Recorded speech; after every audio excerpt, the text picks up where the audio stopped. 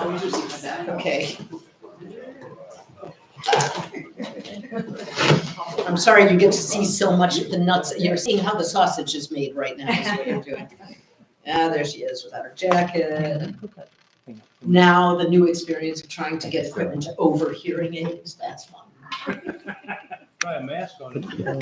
Well, you know, the first time I came back, I left one of them in the room because it came off with my mask and with all the improvements. I was out in my car and I thought, it sounds weird here. We'll do it I here. had to go back in and start hunting down the very expensive hearing aid. That was fun. All right. Rabbi, I think you're good to go. Okay, it does look like we're. Tyler, can we see what the YouTube YouTube sees? Tell me when we're live on YouTube. Oh, we're live, We're gonna okay, do a quick test fire. okay. Make sure that. You're gonna be sharing the screen, so sharing like this. You know I'm gonna end up walking around over there, don't you? So let's just face it, in no circumstance do I ever feel comfortable. If you don't start the morning class, you got this. Yeah. All right.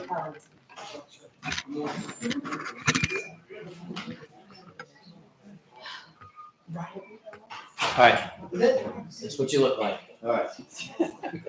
Just don't make me look sideways because I don't know about the rest of you, but aging does interesting things to your chin. And I've only discovered this recently. Okay, this is the world. I will be leaving for choir, so don't be offended. Are you related to those people who are also leaving early? Are all the choir people on the edges? Sorry. Right? No, I mean, that's like, you have to be able to go where you have to be able to go, so please don't worry about it. If you are leaving early, then. Where I'm going is right in front of you. Careful, yeah, okay, but be careful about this cord. All right, so careful about the cord. Yes, that's a wise idea. Yes, thank you. Well, let's do it. Just make sure.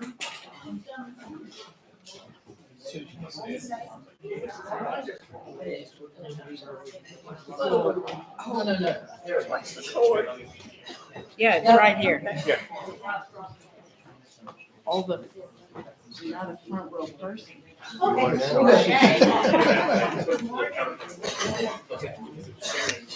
Oh, man, I was not here too long. So let's just be really careful to warn everybody on that court. Careful of the cord. Yes, you're fine.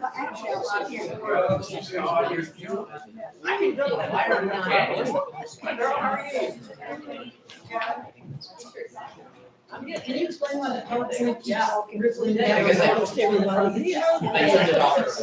I see. So when you turn it on, you get the screen.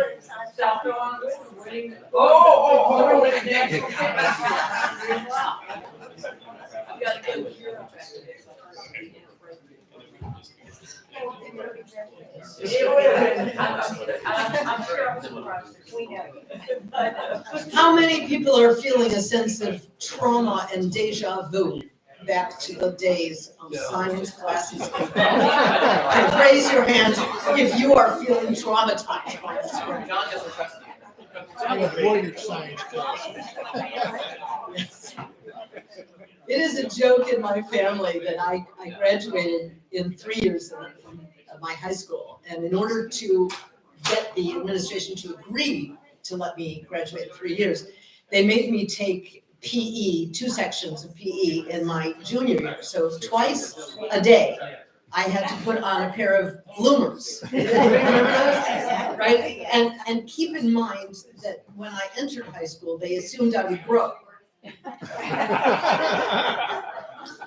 However, they exempted me from taking chemistry. So I graduated high school with 1 course in biology. That was my science. That was it. First of all, that led me to avoid science. And secondly, that led me to say, God has paid me back. Because my son is a professor of theoretical chemistry. And when he talks about his work, I do this. And so here I am. That's why I took a picture of this room when I first walked in. I'm sending it to him afterwards.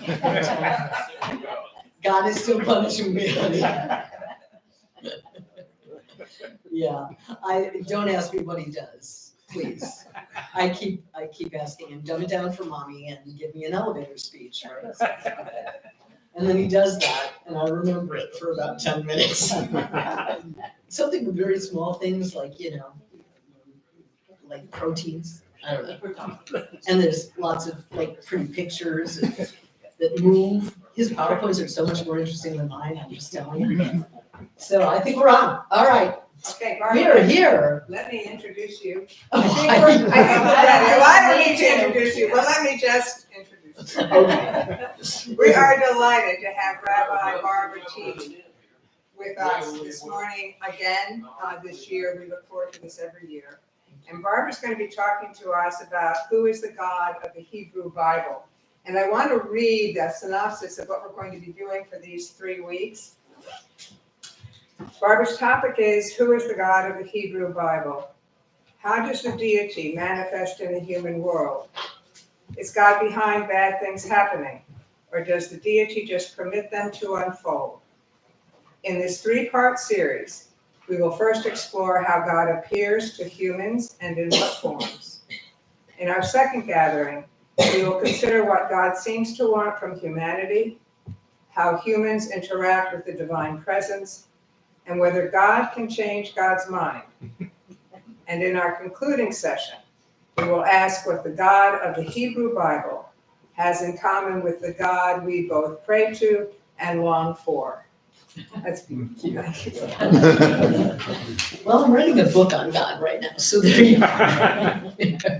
I do want to warn you, though, that the way that I imagined these 3 sessions was quite concrete, literally, in some respects. What we're going to be doing today is looking at the way in which this deity manifests, not as we all in our present day imagine, right? Not at all, because the ancient world is a different world than ours. And so we have really different conceptions that we're working with. And at the end, however, of this particular session, I'm going to point to what's going to be happening in our second and our third sessions, which will be a kind of, how do you move from this highly physically present deity into a world in which really massive questions are being asked about relationship, about connection, and about communication with a deity that most of us regard as a transcendent one, as one without a body, as one without human attributes, all those kinds of things, right? So one of the things we're also going to be doing is I'm going to be asking you some questions about what you imagine around this or that topic as we go forward. And I ask all of those of you who are experiencing the trauma of remembered experiences in science classes to take a deep breath and let that go. And we'll just kind of ignore the setting in some respects. So I want to start by giving you a bit of an introduction on how both Jewish and Christian tradition has operated around visioning the deity, because we're going to be peeling away a lot of that over the next 3 weeks, but also bringing it back. So it is fair to say that centuries of exegesis, really almost millennia now, have been very much at pains to assert the superiority of this deity over pagan monotheism. Right? That has been an agenda. The deity is described as transcendent, as omniscient, as omnipotent, as sexless, and as the sole inhabitant of the heavens. I remember when I first started, as I was telling Pam, I've had 2 academic careers. I don't think any of you know this, but my first academic career was in modern European history. I wrote a PhD in modern American and European history. And then I had this career on biblical literature. And one of the things that I remember in one of my first classes studying biblical literature was the way the professor said that omniscience and omnipotence is overrated when it comes to biblical literature. And boy, he turned out to be very much right. So I want to say that both Jews and Christians have skin in this game, right? And that means a great deal for how we think about the deity. For Jews, the mantra of monotheism, yes, we come from the people who invented monotheism. And you know, the veneration of ancestors who presumably invented that is still so much a part of Jewish teaching that when I myself was the dean of faculty at the seminary that I worked for some years, I worked for them as well as UNC Charlotte. That was fun. You know, this mantra that we had created monotheism was one I had to work with and rework with my students all the time, because as you'll discover, not so much. For Christian tradition, Israel effectively had to be superior to all of the ancient polytheists of the ancient world, presumably because the narrative is that Israel gives rise to Christianity, that there's a kind of linear development in theological thinking here. So you have a situation where pagan polytheism is consistently contrasted with what is its so-called superior counterpart, and that is monotheism. And the argument is that ancient Israelites and Christians effectively did away with a kind of crude anthropomorphizing of deities, right? The ancient world had deities like Zeus, you know, these Uber men, right? And we had this new conception of God that gave us a bodiless, omniscient, omnipotent, and transcendent being.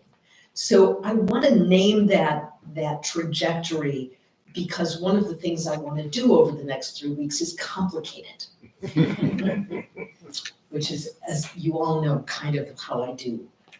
How she goes. So what have we been told? So of the things that you'll remember being told about God, let's just see, raise your hand and tell me, I was told as a child, I learned this about God. I'm just curious. God is good. Yes, that is a fundamental teaching in the Christian world. It is not the same in the Jewish world, because in the Jewish world, we follow Isaiah. God is the creator of both weal and woe. And so everything comes from God. And that means that God is also the source of trouble, or can be, because God has created everything. God is not able to bypass the pain in the world, if you see what I'm saying. However, it is a very strong and powerful part of Christian theology that God is good, because among other things, Christian theology develops a world, a binary world, in which God represents all good and there is a supernatural force out there that represents all evil, called Satan, right. Satan doesn't exist for Jewish tradition in the same way at all. So that idea that there's a binary battle going on isn't a part of the theology. Okay, what else have you learned? Yes? God is 3 in 1. God is 3 in 1. Yes, this is an idea that develops during the first centuries of the Common Era and becomes part of Christian creedal thinking in the 4th century.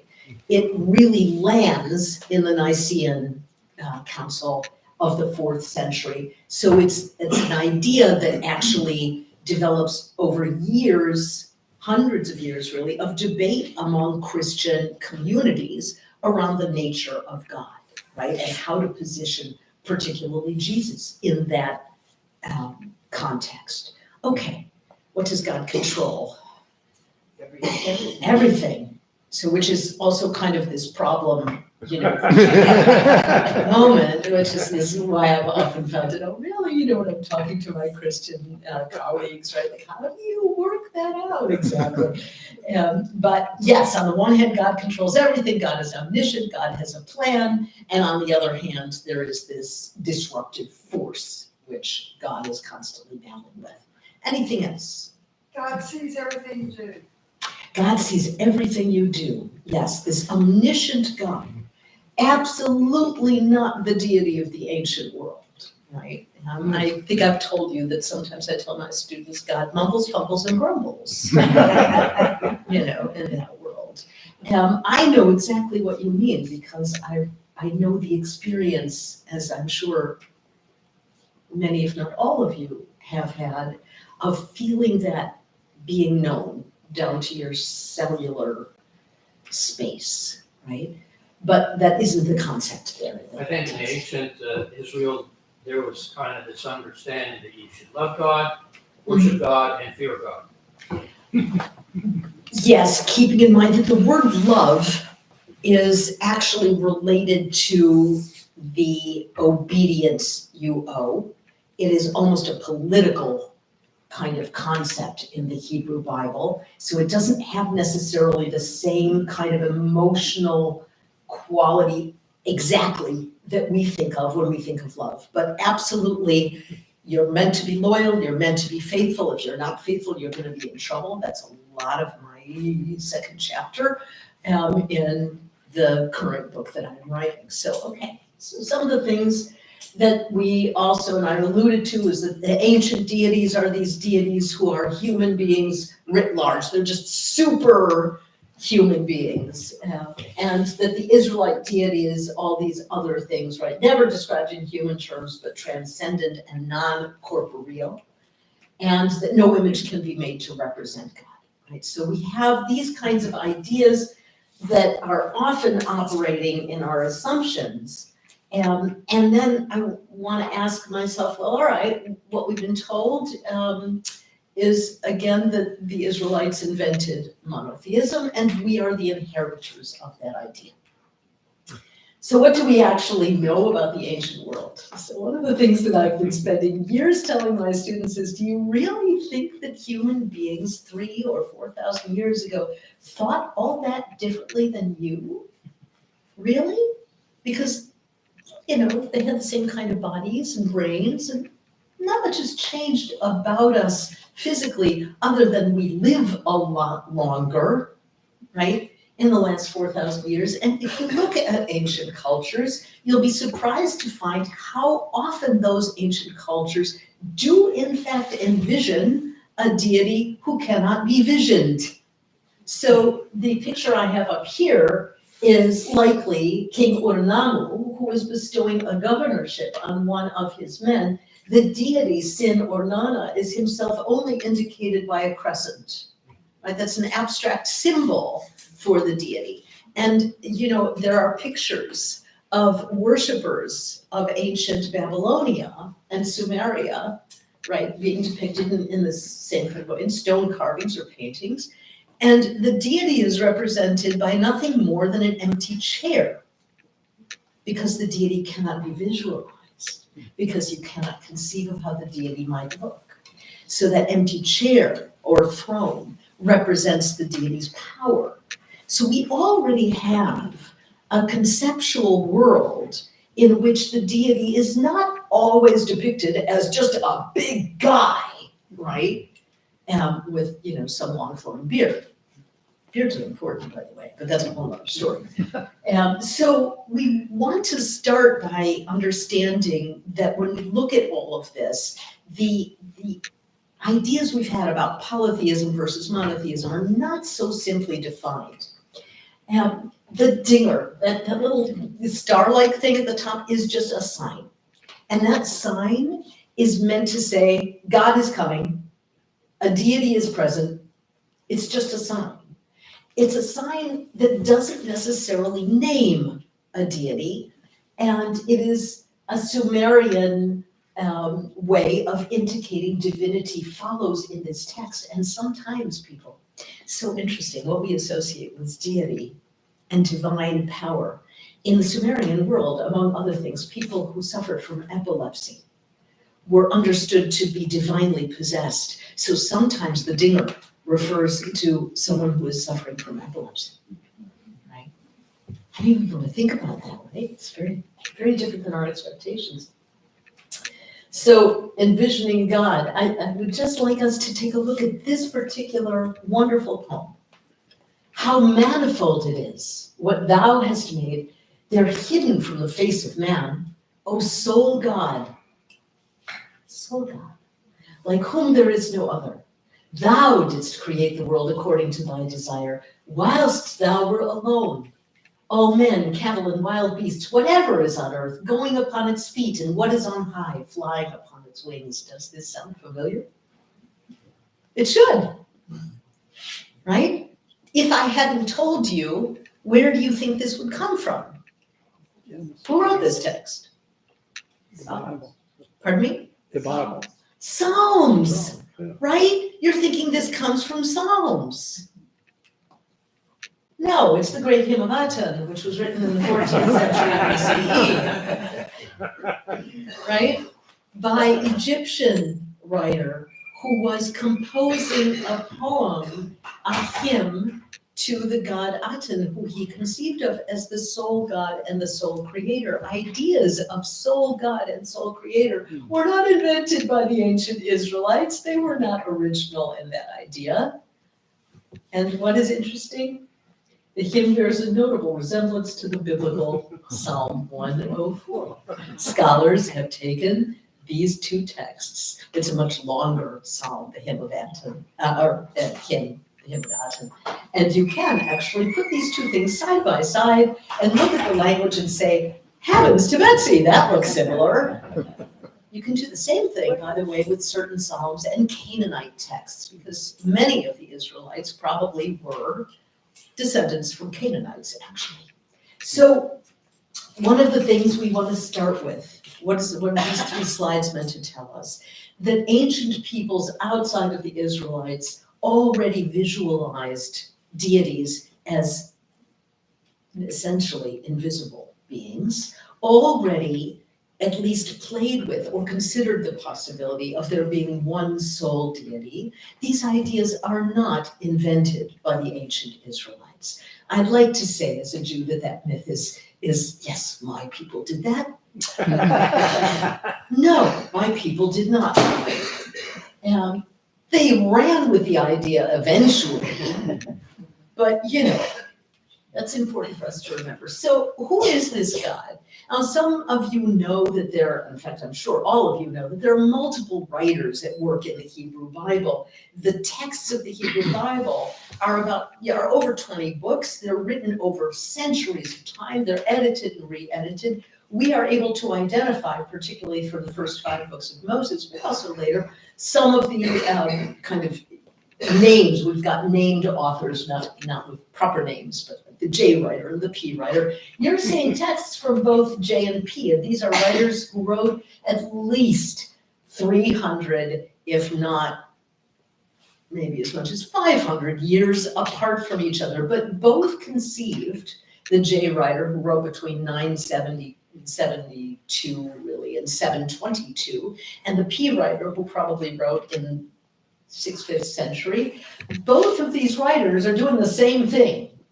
So clearly the idea that God has company is not an outlying idea. And we find this actually throughout the Hebrew Bible. So we've talked about this line. God says, let us make humankind in our image according to our likeness. Who's the our? Who's the we? Right? We have to think about that. And of course, I'm sure you know that there have been multiple ways that both Jews and Christians have tried to fix that problem. Oh, it's the angels. There's a lovely Midrash in Jewish tradition about the angels all having a conversation with God. Have I told you all about this one? And God says, shall we make humankind? And the angels say, no. Don't do it. They're going to be corrupt, they're going to be evil, they're going to lie. The angel of truth says they're going to be nothing but deceitful. What does God do? God throws truth to the ground, goes off, makes humankind, presents them to the angels as a fait accompli. And in a psalm text, we have the statement that truth sprung back from the ground. That's the proof text that God threw truth down there to begin with.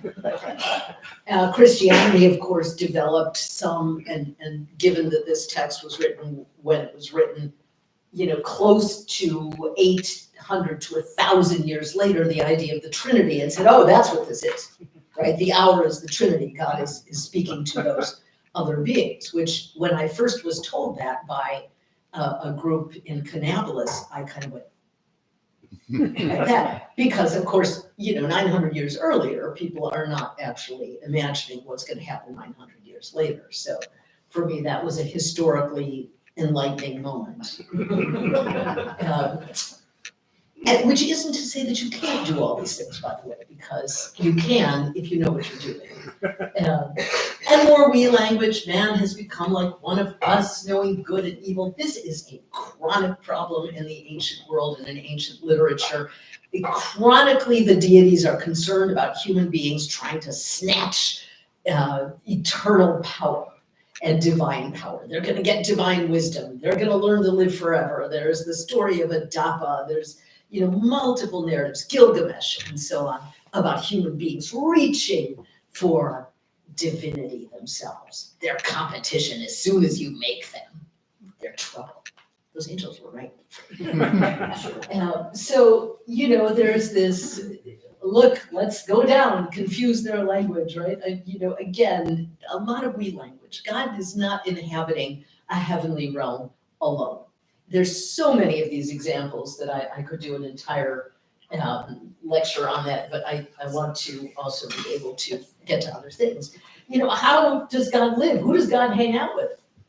So we know, and I'm here to tell you that translations so frequently kind of erase this evidence by the way that they translate our texts. Jacob set up a stone and he set up this altar and it's called Beit El, whatever it is.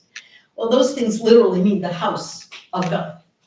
And Benjamin Summers has done massively important, wonderful work in his book on God and how God manifests by pointing out that the deities lived in things, in objects. And one of the things that they could inhabit was stones. Those could be their homes. They could be the active deity and divine power, not just through representation, but really housing that power. And the masebot, which is the name for those that you see here at the very back, there are two. So surely, and then there are two altars at the front of this little sanctuary. This is in Tel Dan. And you might ask yourself, two? Wait, two? What is that about? Well, William Dever, a very famous archaeologist who has written so much work on, the archaeology that suggests to us that this ancient deity was thought to have a consort by the name of Asherah, suggests that when we see two stones like this is probably the male deity and the male deity's consort, right? And in the ancient world, ancient Israelite world, we have inscriptions. The deity and his consort, Asherah, are on pottery. We found that. So, we know that the ancient Israelites thought of their deity as having at least some kind of relationship with some kind of female deity, which is actually quite typical for the ancient world. This God alone is not alone. This God also has children. He has B'nai Elohim, or B'nai Elohim, right? The sons of God. He's not only the head of a pantheon in many of these depictions, he also has these children with whom he sometimes, fights with. Sometimes they cause all sorts of trouble. The sons of God come down, see that when I first translated this, when I was learning Hebrew, they came down, saw that human women were hot. Right? And my teacher kind of looked at me when I read that aloud and said, really? Barbara, really? But that's what happened, and they slept with them and had that race of giants, right? Or the Psalm of David, divine beings, sons of God. You are there in order to give loyalty, in order to revere God. And then in Psalm 82, God is speaking himself. You are all gods. You are the sons of the Most High. Read the rest of Psalm 82. He's kind of pissed off at them, and so he punishes them for disobedience and bad behavior. So this God is not alone, part 3. This God goes to war with other deities at his side, right? This is the kind of thing, again, that translations repeatedly erase.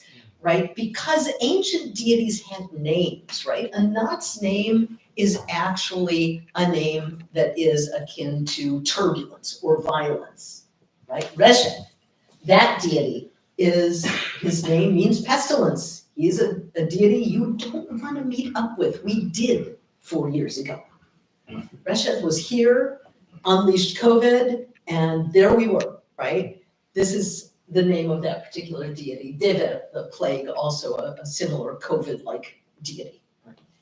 And in Habakkuk, Yod-Heh-Vav-Heh, right, the Israelite deity is marching off to war with these deities at his side.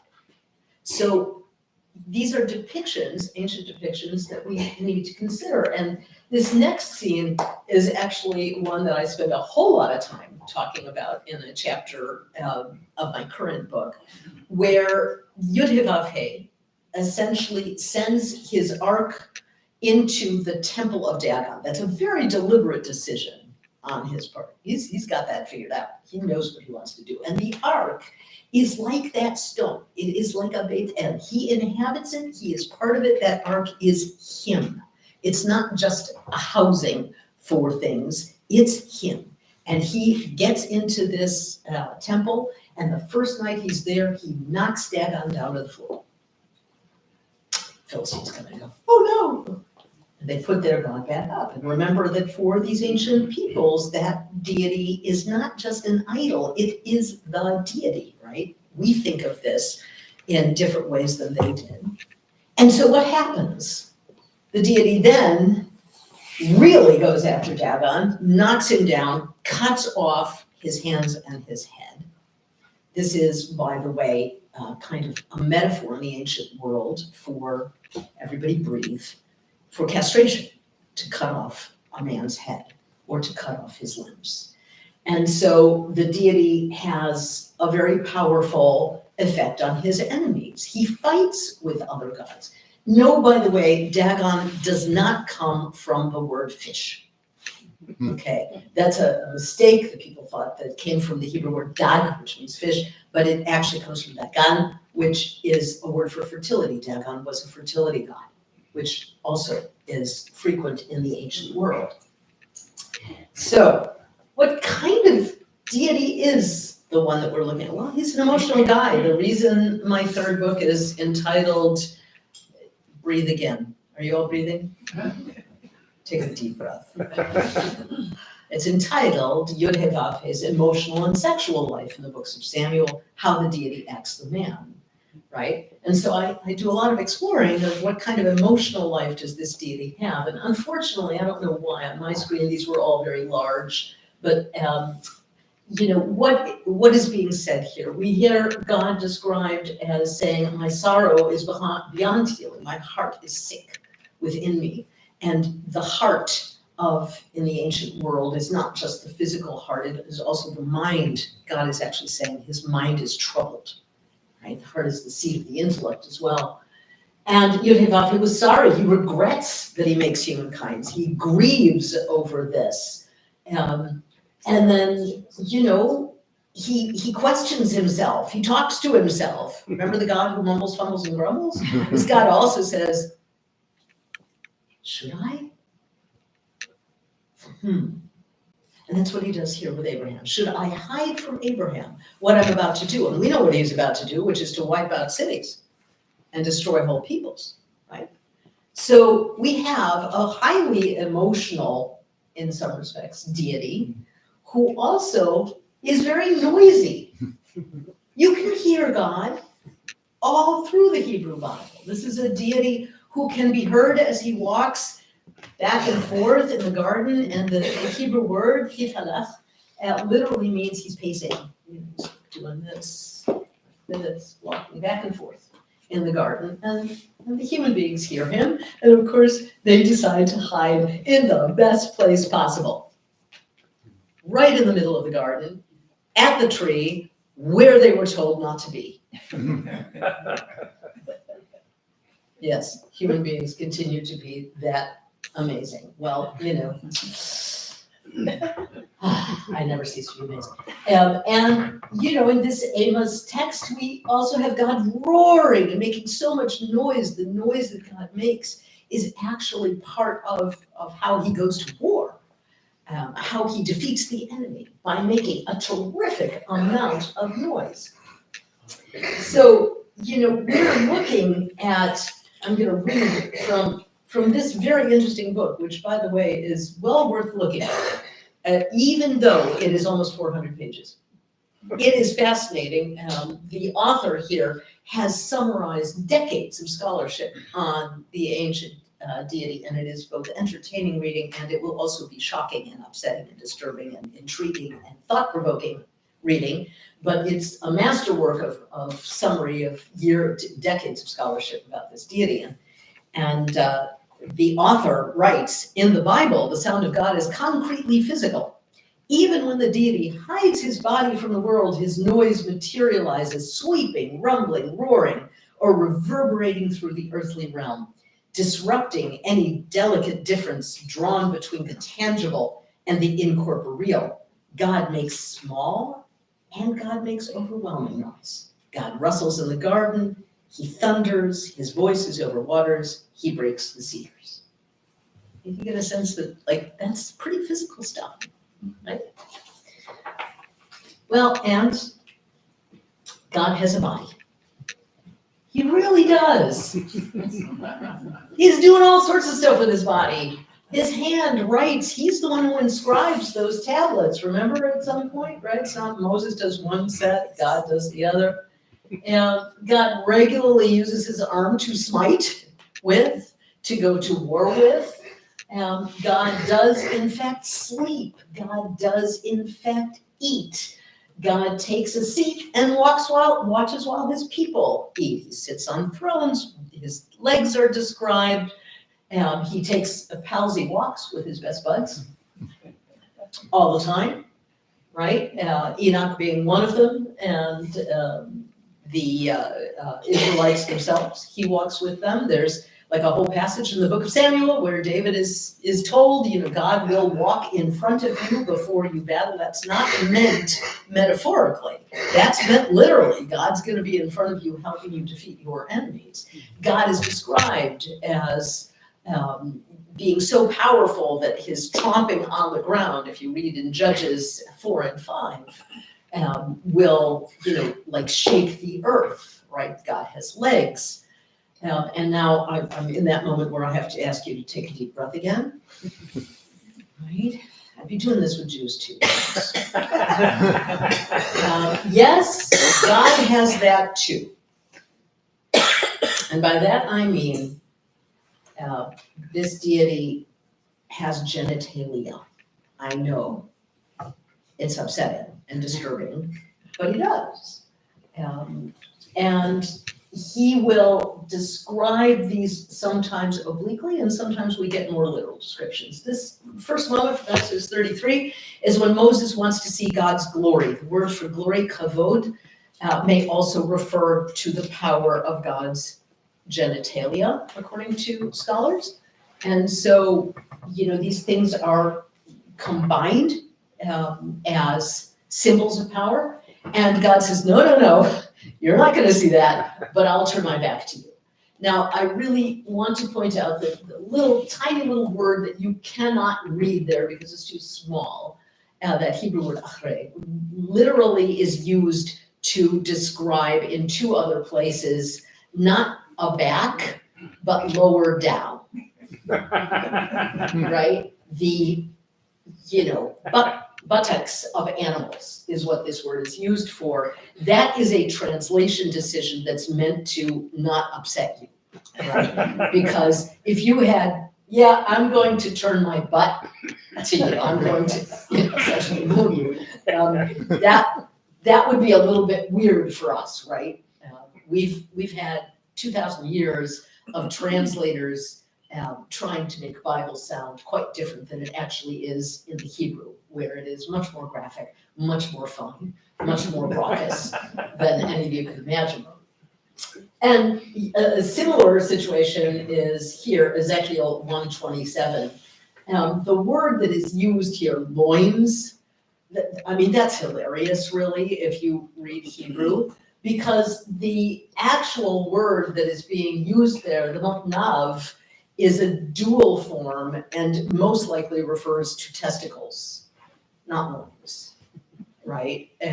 That's where there's a whole article, and I know I'm asking you to breathe a lot, but Roland Barr wrote an entire article called The Patriarch's Nuts, and he just went through in detail all the words that keep getting translated out of their sexual connotations in English, and showing what these things really were. When God strikes Jacob, and we all read, on his thigh, remember that? Yeah. No, it's not his thigh that's getting hit.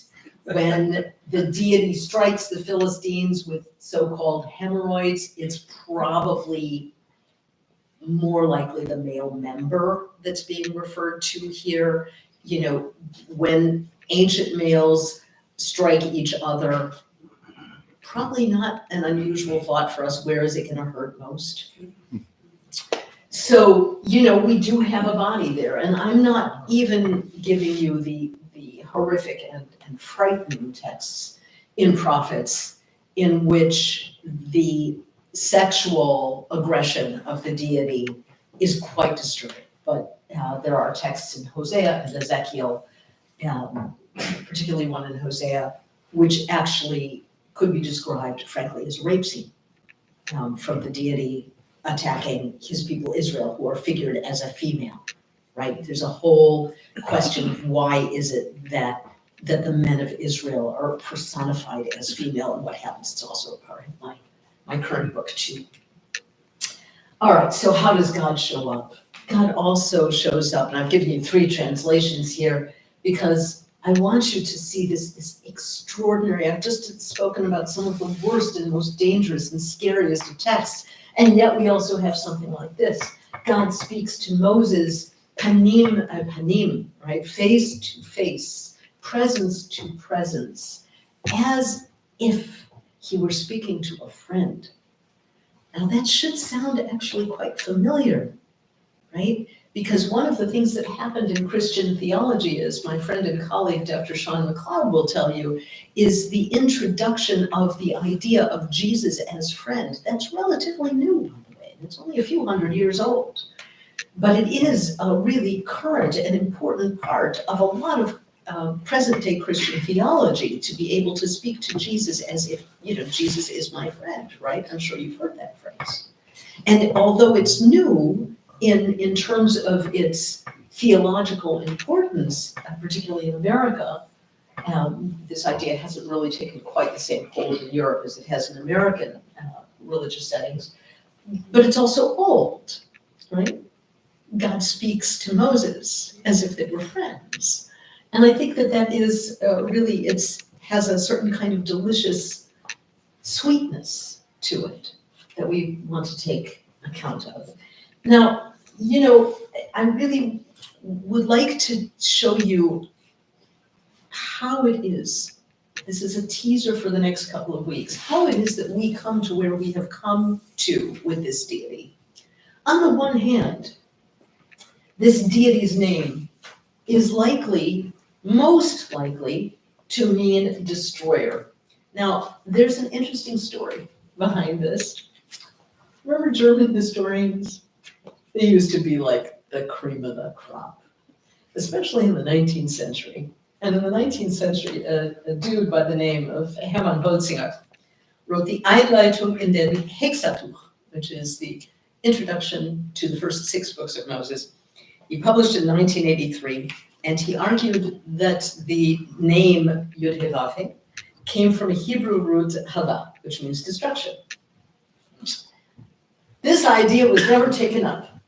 And you might ask, why not? It actually seems pretty logical if you look at the way the name Yud-Heh-Vav-Heh is formed, right? Actually, it has that root right in it. Well, what happened? A typo. In 1913, another historian switched 2 letters in Holzinger's discussion. The Hebrew chet became the Hebrew hey. Suffice it to say that these letters look almost exactly the same. But the result was so ridiculous that nobody took it seriously, because he had now referred to a root that basically didn't exist, There was no hey vav hey. There was a het vav hey, but there was no hey vav hey. And there was no hey vav hey that meant destruction. So people, that idea got lost.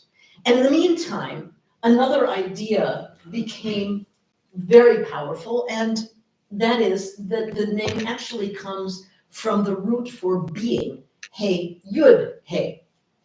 Even though the central character is not the same as in this name, but this is complicated. I'd have to really take this apart for you, but suffice it to say, it kind of made some real sense to think of this and to parse that verb down to what it meant and wasness, isness, will beiness, all creating this kind of yud-heh-vav-heh mashup. That's how we got that deity. And in fact, there's textual evidence for both sides, right? God is described as a warrior in Habakkuk. You brandished your naked bow. Sated were the arrows at your command. You split the earth with rivers. The song at the sea is a hugely militaristic piece of work. God is, a storm god, a warrior who conquers the Egyptians. And yet we also have Exodus 3, I am who I am. Thus you shall say to the sons of Israel, Ehyeh, which is a verb form that comes from that verb haya, which is understood as the beginning and the source for the name Yud-Heh-Vav-Heh. Did everybody follow me there? I mean, we could do a whole half an hour on how these letters move around, right? But you're gonna have to just kind of trust me on this one. But the ultimate and important thing about this is that you have effectively both ideas. Okay, teaser, right? For the next 2 weeks, because I want to have time for questions. There is nothing more important that I can say about the Hebrew Bible than to say it is multivalent, polyvalent. It inevitably leads to multiple interpretations, even of the same text. One time I went through with you Genesis 1:26, and God said, let us make the human being in our own image. You may not remember it, but I showed you 4 different ways of reading that, which could also mean, and God said, oh, look at that, a human being was made. You can read it that way. Or, oh, a feminine creature was made. I am not kidding. You can read it that way. Right? There are 4 different possible ways of reading those single first 4 words. And because of that, we have a treasure house of meaning and a treasure house of potential theological response. We have in this text an ancient deity who absolutely is physical, who is violent, who is also tender and loving and emotional and sexual. We also have a being who is transcendent and speaks from far, right? Whose voice is the only thing that can be heard, who is unimaginable by human beings, who cannot really be conceived or named or pictured. There's a reason that Jews to this day never try to pronounce this deity's name, Yud-Heh-Vav-Heh. We use the letters. I'm referring to the Hebrew letters here. I'm not trying to pronounce the name. There's no Yahweh. We don't know. We don't know how this name was pronounced. And as I'm sure I've told you, my son once looked at those letters and said, well, if you put the right vowels on it, it becomes Yahoo. He told me that when he was 11, and I said, honey, that's a thought. So we want to, as we journey into what does this deity do, how does this deity behave, we want to think about the multivalent nature of this text. But I also want to reach into the text that is so important to you, the New Testament here. Because one of the most prevalent and mistaken ideas is that we have a violent deity of the Hebrew Bible who becomes a loving deity in the New Testament. And I'm here to tell you that that is an agenda-filled reading that does no justice either to the Hebrew Bible or to the New Testament. And if any of you want to see the violent deity of the New Testament, you have only to read Revelations, where Jesus is covered in blood during warfare, right? There are plentiful texts in the New Testament. I don't come to bring peace, I'm bringing the sword, right? Those who don't believe in me will be cast out where there is wailing and gnashing of teeth. I can, continue on with multiple ways in which the New Testament gives us violent and dangerous and toxic ideologies, along the idea from John that Jews are not the children of Abraham, but the children of the devil, is one of those many examples. So what we all need to do, Christians and Jews together, is to acknowledge that we are inheriting a set of texts that in fact do give us violent, dangerous, and toxic ideas around divine power, but which also lend themselves to ideas of profound and transformative love and peace and social justice. And it is that space that I want to inhabit with you in the next two sessions. How is it then that we get to where we were meant to be? And how is it that we continue forward to where we must be in order to create a world in the image of God? Thank you.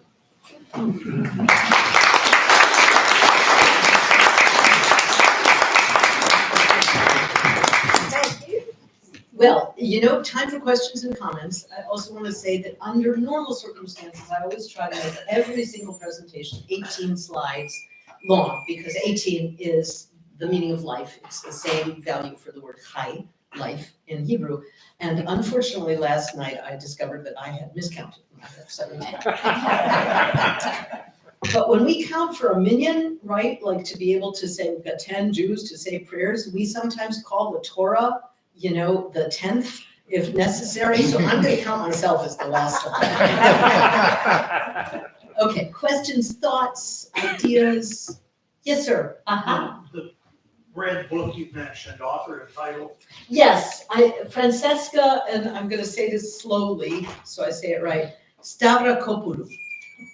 She is, this really and truly is the most beautiful summation of current scholarship that I have read. It's not so much that she is like giving new ideas, although they'll seem quite new to you. Everything she says has been backed up for a long, long time. And another book, actually, I brought just to talk to you about breathing, right, was written by Howard Albert Schwartz in 1996, or 1984, I have to look, called God's Phallus. And this was about that corporeal God. It was really the first great book written about the nature of the deity. And when a colleague of mine claimed to my department chair that my book was going to be like, Howard Albert Schwartz, I ran screaming in the corner and thinking, no, I don't think there's anyone who can touch how transformative this book was, even though now over decades we have also, and I would take issue with one of his central arguments, but it really helped us to see the way that this God acts in fundamental ways. So I brought, if you want to look at them after class. Is God ever seen as a woman? Is God ever seen as a woman? Well, feminist scholars did so much to try to make this case. Oh my gosh, did they try? See, here's this text from Job, who swaddled you when you were born? Female, who bore you, right? Unfortunately, or fortunately, as the case may be, David J.A. Klein's, may his memory be for a blessing, was one of the foremost scholars of Hebrew Bible. He wrote an article parsing every case that feminist scholars, he himself is a feminist scholar, and he said, we're deluding ourselves when we think that this is about a female God, and we need to face this reality for the very reason that facing it helps us transform our own thinking. But we can't pretend. We shouldn't be pretending. We shouldn't be reading more into this. Phyllis Tribble and other feminist scholars did their best. David J.A. Klein's basically said, not so much Phyllis. And I have to say, when I looked at how he looked at the Hebrew, he convinced me, to my sadness. I wanted it. Go ahead. How do you make sense now of the descriptions of God being so destructive? And going back to the Egyptian that you showed us, the understanding way, thousands and thousands of years ago, do you see this as a story of man's search for who this deity is? Mm. And do you see it unfolding? How do you look at this whole trajectory from your point of view right now? Mm-hmm. Well, my first answer to how do I make sense of this violent God is to also ask you, how do you? And in both texts, right? Again, right? How do you do that? Because a lot of us, what we do is we bypass these texts, right? We just kind of skip around them. And the translations that we deal with do enormous work to do that. When Mary's Annunciation occurs, she says to God, do with me what you will, I will be a slave to you. I'll just listen to a New Testament scholar describe the Greek here. What was slavery in that period of time? It meant being victimized by sexual violence and, sexual assault by slave owners. It meant being beaten. It meant being abused. Would we imagine a white slave owner with let's face it, a black woman who he could use as he wished? It could thrust her husband or her beloved partner aside in that purpose. I mean, effectively, as this New Testament scholar pointed out, that's what God is doing. Joseph gets pushed to the side and she gets to be his slave, right? So we need to think about that text. I know this is a little bit, scary, but we have to be able to face that potential understanding of what these texts mean. So how do any of us do this? I'm not into bypassing. I'm into naming what's there because these texts have global impact around the world. The Bible is one of the most powerful documents in shaping how we think that we have. And so for me, the tikkun, the healing that we can do by saying this and this and this and this is dangerous and bad and wrong. We've certainly done that with laws on slavery, haven't we? Yes. Is a way for us to do what the rabbis mandate. Turn it and turn it and turn it again, they say, in every generation in order to reread it. If any of you are interested, a novel written by Julius Lester, civil rights activist, who converted to Judaism when he was 42, called The Autobiography of God, it's a short read. It's not the best literature in the world, but it's a mystery novel, really. But the way it presents the deity and our creation of the deity is intriguing and beautiful and speaks to the question that Pam asked. How is it that we are revising again and again our encounter? The ancient writers had templates in their description. They needed to prove that their deity was the biggest and most powerful on the block. It wasn't the only deity, but we recognize Chemosh and Dagon and all that stuff. But ours is the best, and we're supposed to be loyal and true and honor this deity, right? And so they are reading their deity as hyper-masculine, hyper-powerful, the one who can win even over Babylonian and Egyptian gods, right? Who are the biggest empires, right, for them. So they have different agendas. But we've also been taught that God is a loving God. Of course. And the deity of the Hebrew Bible and the deity of the New Testament are both loving gods. What God says, what Jesus basically rephrases, which is I've told you the story of Hillel, right? Who preceded Jesus, was asked by a pagan, how do I learn all of Torah? Can you teach all of Torah to me while standing on one leg, and then I'll convert? And he went first to Rabbi Gamliel, and Gamliel said, you gotta be joking. And Rabbi Hillel said, do not do to your neighbor what you would not have done to yourself. Now go study.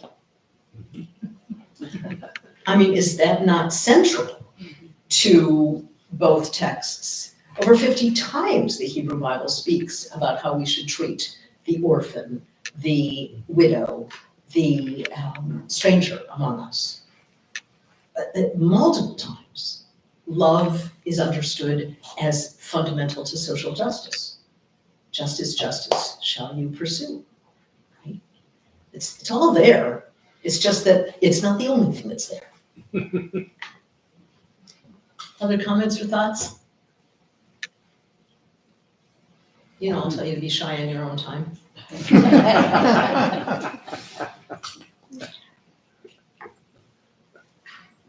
Is there anything that absolutely stunned you in this presentation?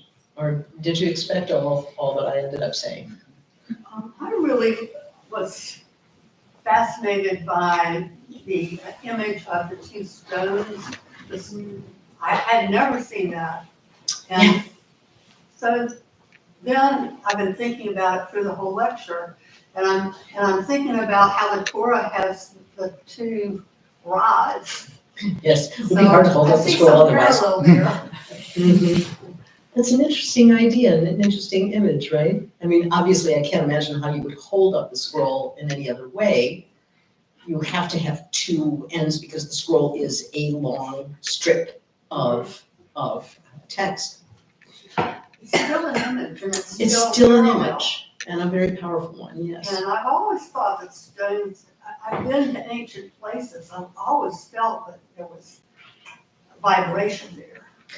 Stones are an extraordinarily fascinating record of human interaction with the divine in so many ways. We have only to think of the kinds of deities that we find on South American islands, seeming deities that are carved out of stone, right? So I think that we take this, what seems to be most intractable substance, and we make it house the most incomprehensible power, right? Which is itself maybe a testimony to the human endeavor more than anything else. Yeah. Another question, Pam? Yeah.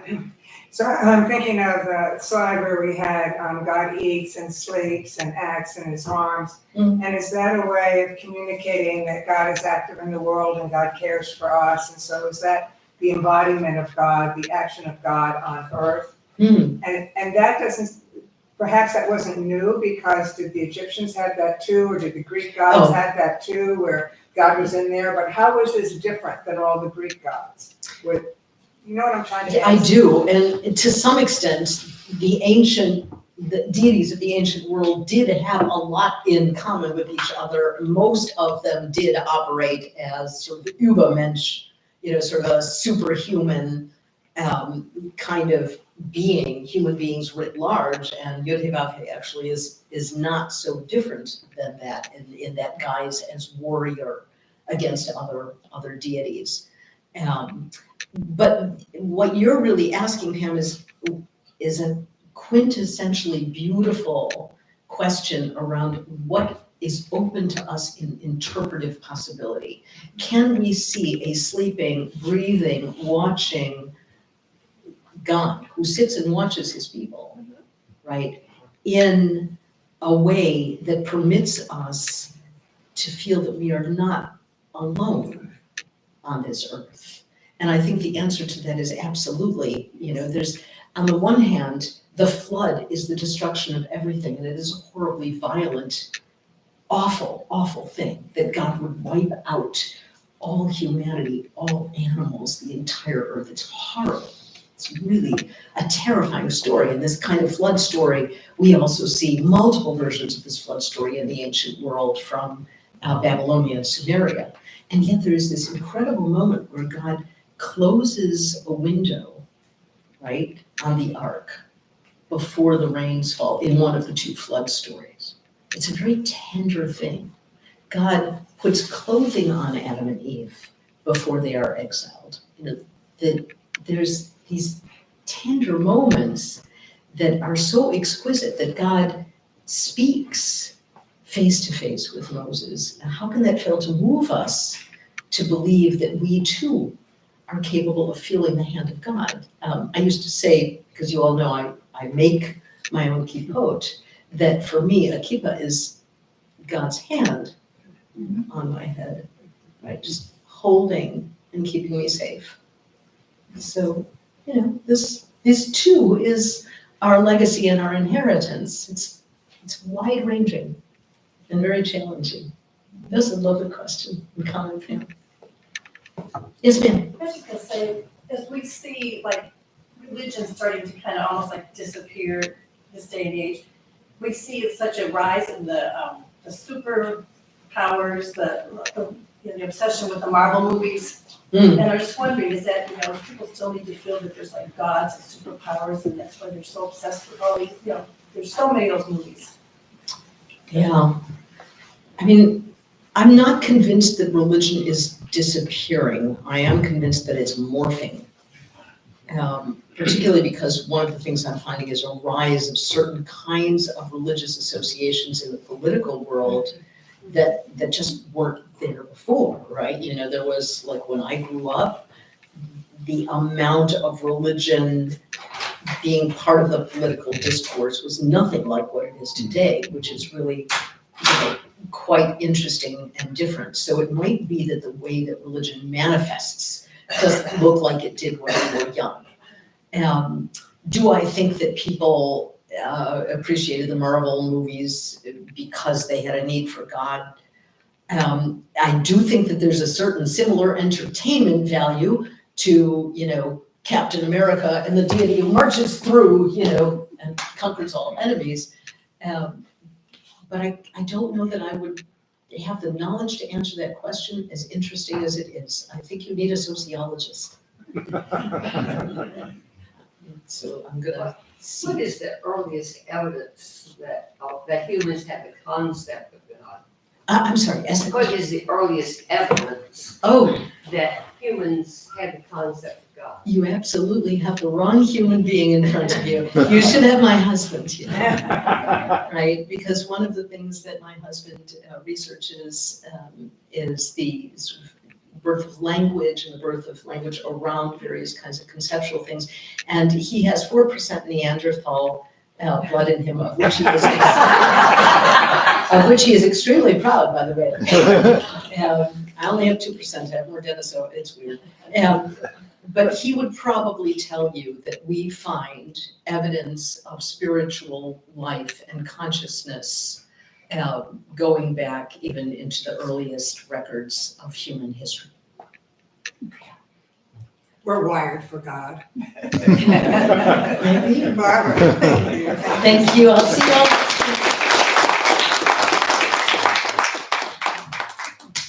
And we're in the same room? Same room. I know where to go. All three. All right. It's not exactly where I am.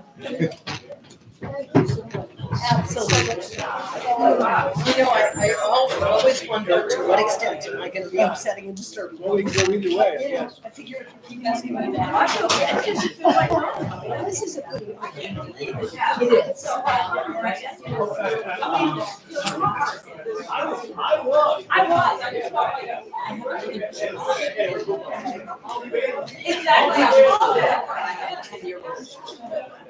And I used to compare the two groups.